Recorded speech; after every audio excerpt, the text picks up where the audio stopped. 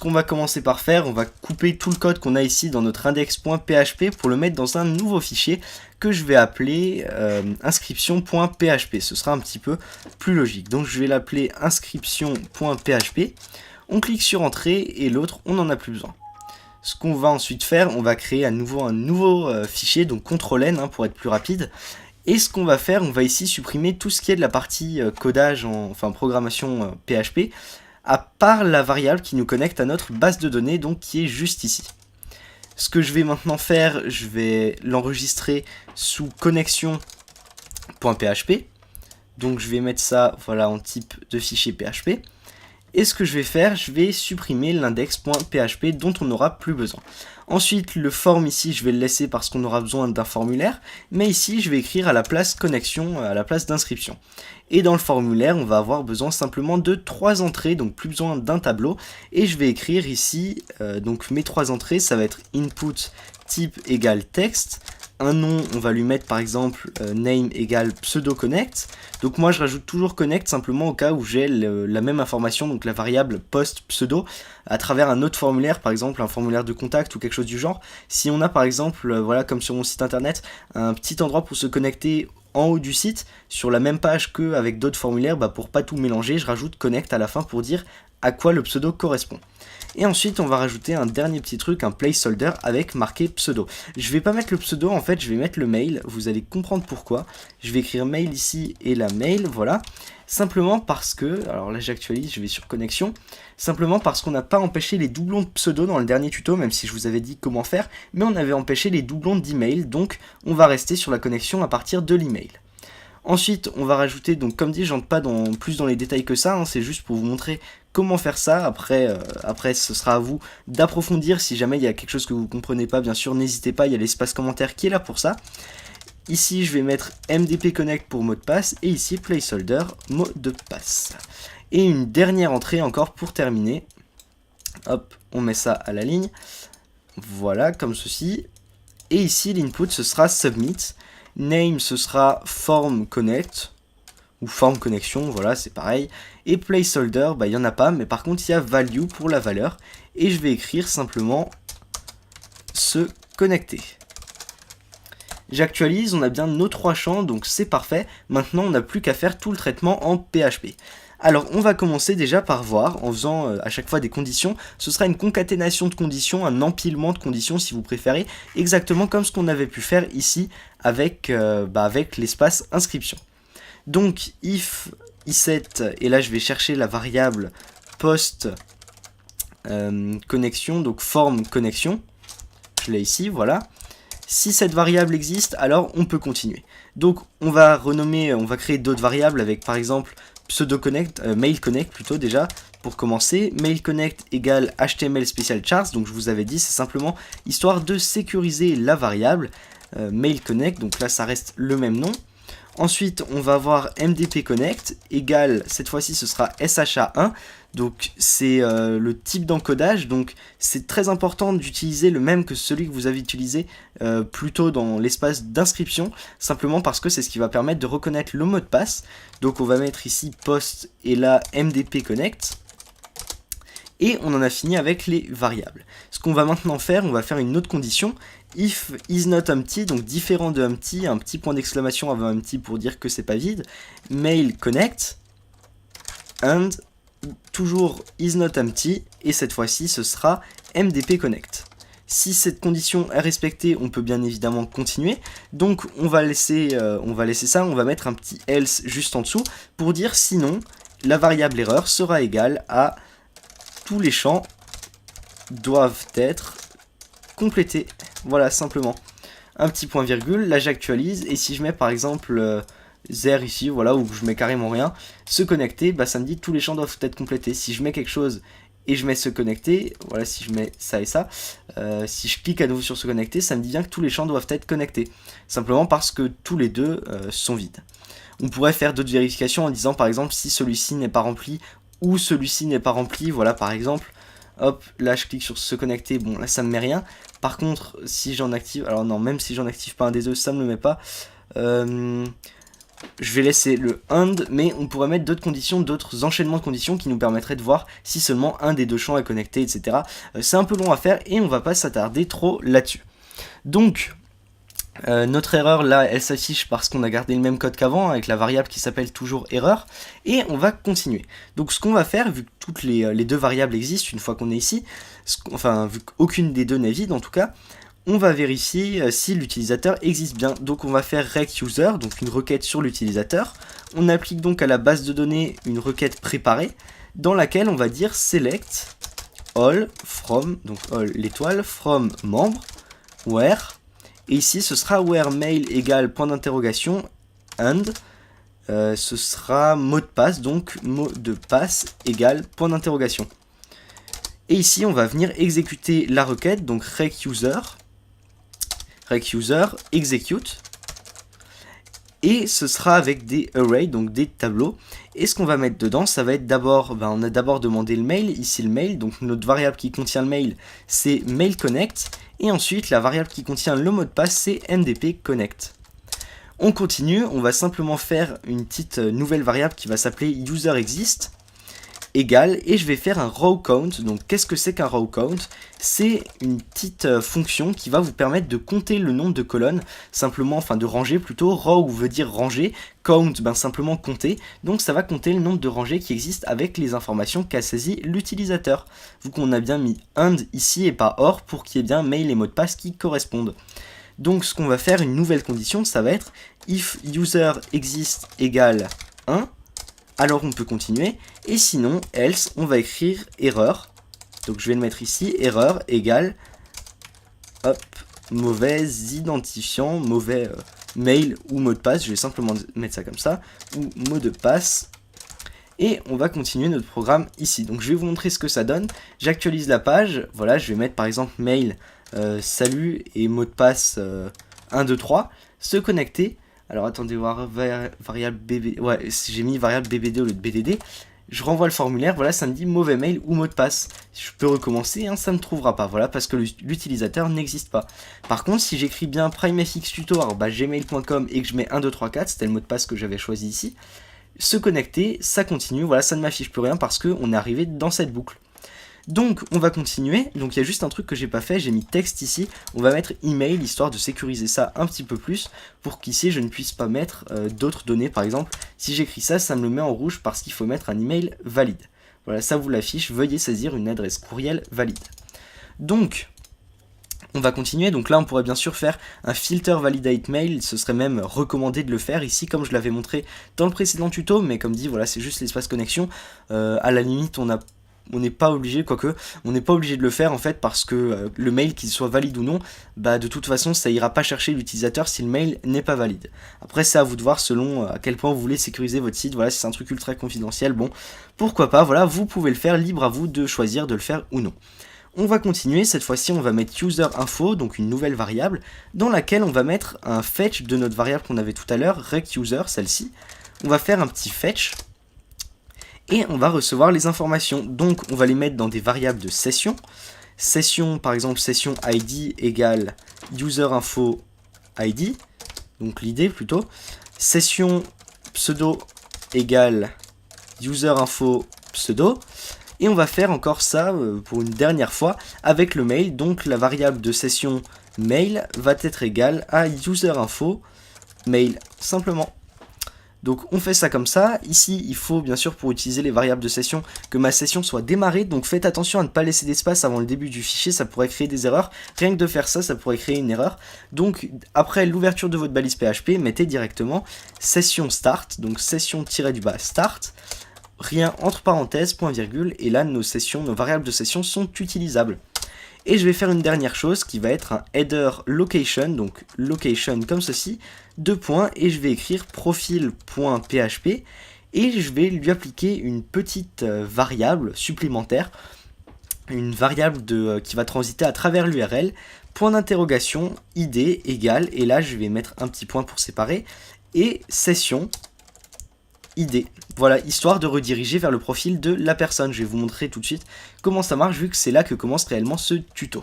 Alors je vais renvoyer le formulaire, ça me dit voilà profil PHP ID égale 1, c'est bien le bon ID qu'on a ici, et ça me dit que la page n'existe pas, et bien nous allons la créer.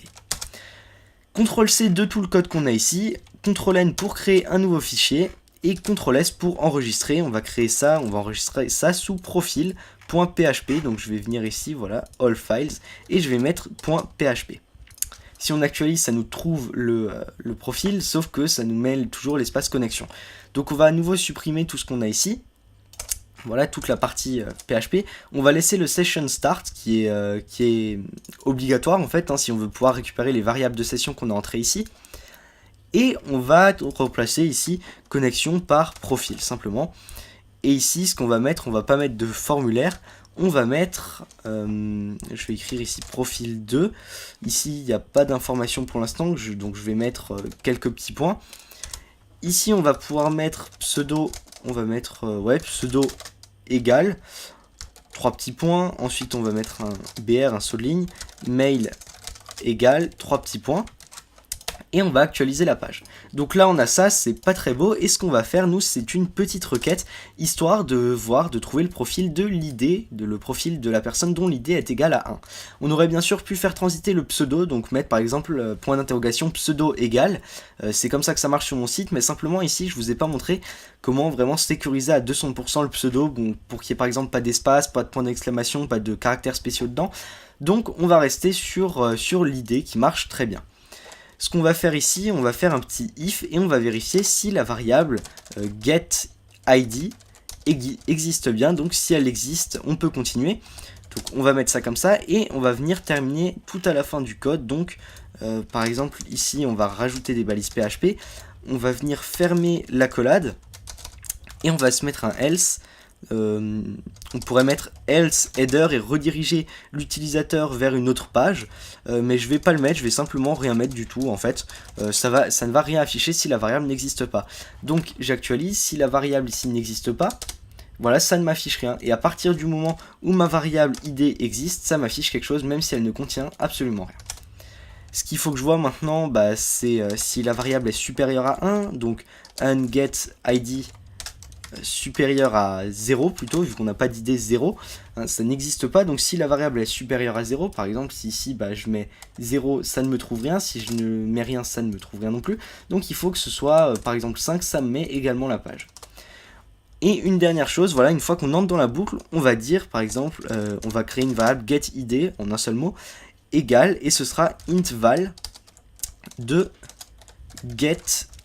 Voilà, comme ceci. Ça va simplement permettre de sécuriser la variable, c'est-à-dire que si l'utilisateur entre plein de textes, et bien, là de toute façon on veut que ce soit supérieur à 0, donc si c'est pas un nombre ça va pas le prendre, mais vu qu'on ne sait jamais, on va convertir ce que l'utilisateur met en inval, donc c'est-à-dire en nombre.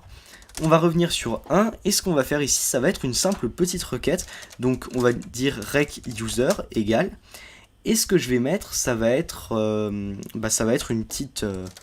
une petite requête prépare, et je vais mettre ici select all from membre where, et cette fois-ci ce sera id, et ce qu'on va mettre donc pour vérifier, ce sera, pour l'exécuter, ce sera notre getID. Donc ici on va faire execute array, et ici on va entrer simplement getID.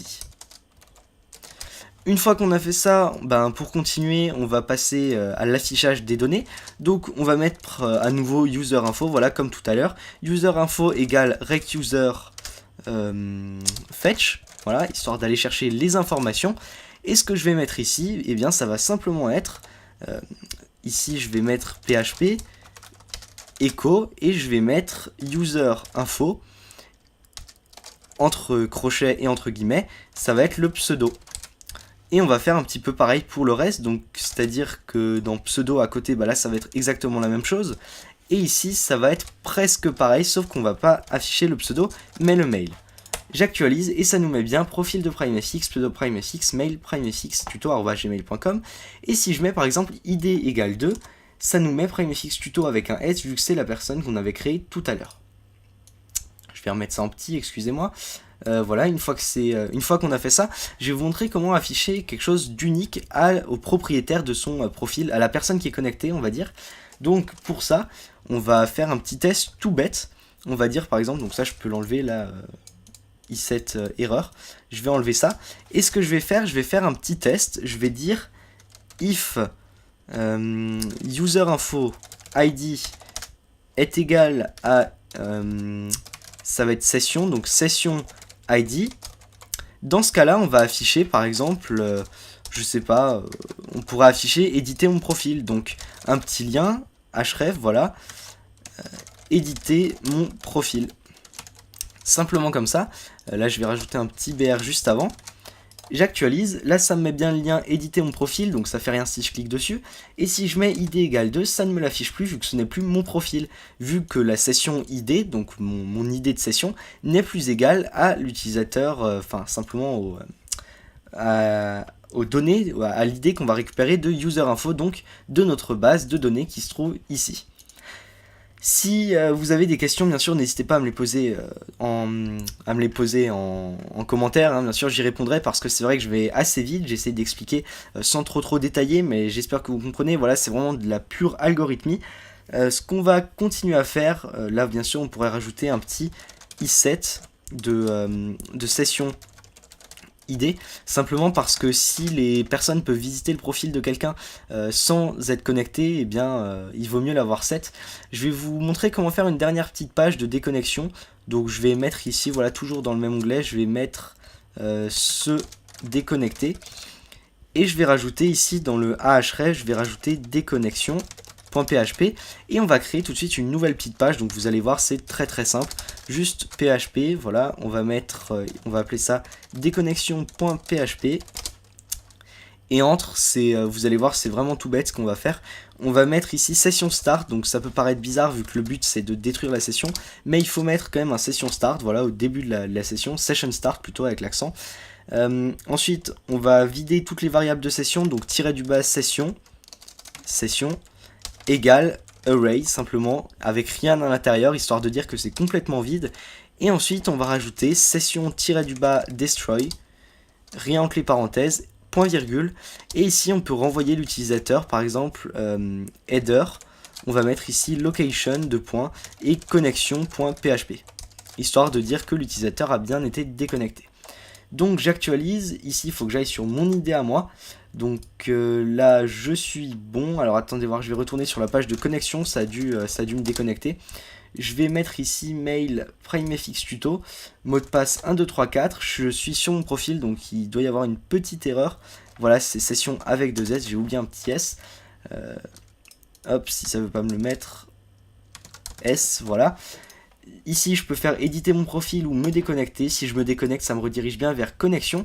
Et ici bah, vous allez voir, si j'enlève le i7 session id, j'actualise, je vais aller par exemple sur profil.php, point d'interrogation, id égale 1, et là ça me dit que la variable n'existe pas, la variable session id à la ligne 27, donc c'est bien ici, c'est simplement, donc je vais la rajouter, voilà, j'actualise, ça ne me met plus cette erreur, simplement pour voir si un utilisateur est connecté ou pas, sinon c'est même pas la peine de voir si user info, donc les infos de la base de données, sont égales à celles que l'utilisateur a fournies en se connectant. Donc ici on réactualise, il ne se passe rien vu que je vois juste mon profil comme ça simplement. Il ne se passe rien non plus et je peux me connecter avec l'autre compte. Donc je vais aller ici dans connexion.php. Je vais me connecter cette fois-ci avec PrimeFX tuto, mais PrimeFX tuto avec un S. 1, 2, 3, 4. Alors je crois que j'avais pas mis ça comme mot de passe. Non, j'avais pas mis ça comme mot de passe, donc on va se faire un autre petit compte, hein, c'est pas grave. Dans inscription, on va rajouter une dernière petite chose. On va rajouter ici... ça dit votre compte a bien été créé. On va rajouter un petit lien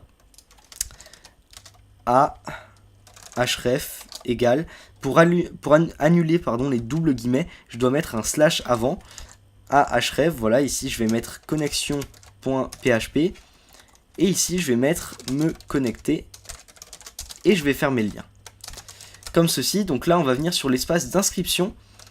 Donc là je pourrais également mettre sur connexion, mais là on retombe dans du HTML tout simple. Dans connexion je pourrais rajouter ici simplement un petit message en dessous avec marqué pas encore de compte, inscrivez-vous ici, et mettre le lien vers inscription.php. Donc ce que je vais faire, je vais mettre pseudo, je vais mettre justprime, voilà. Mail, je vais mettre prime@gmail.com. Confirmation du mail, toujours prime@gmail.com. Mot de passe 1234 et 1234. Je m'inscris.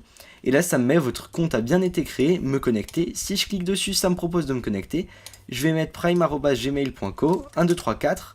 Entrée, ah oui, c'était prime@gmail.com, 1234. Entrée, et là on est bien sur mon profil avec l'id égale 3, parce que si j'actualise la table ici, ça me met bien un troisième ID avec mon nouveau compte. Voilà, donc on a tout lié, on a créé un petit système autonome. Ici je peux aller visiter les profils des autres membres, donc le 2 et le 1, je n'ai pas accès à l'édition de leur profil ni à la déconnexion, et à partir de mon profil, je peux cliquer sur me déconnecter, et ça m'a très bien déconnecté. On peut le vérifier, hein. Bien sûr on pourrait mettre un petit message pour dire qu'on a été déconnecté, mais on va le vérifier en voyant ici, voilà, ça met bien quand je vais sur id égale 3, qu'on ne peut plus se déconnecter, donc on a bien été déconnecté. J'espère que ce tuto vous a plu, j'espère avoir été explicite. Si vous voulez un aperçu du code qu'on a fait,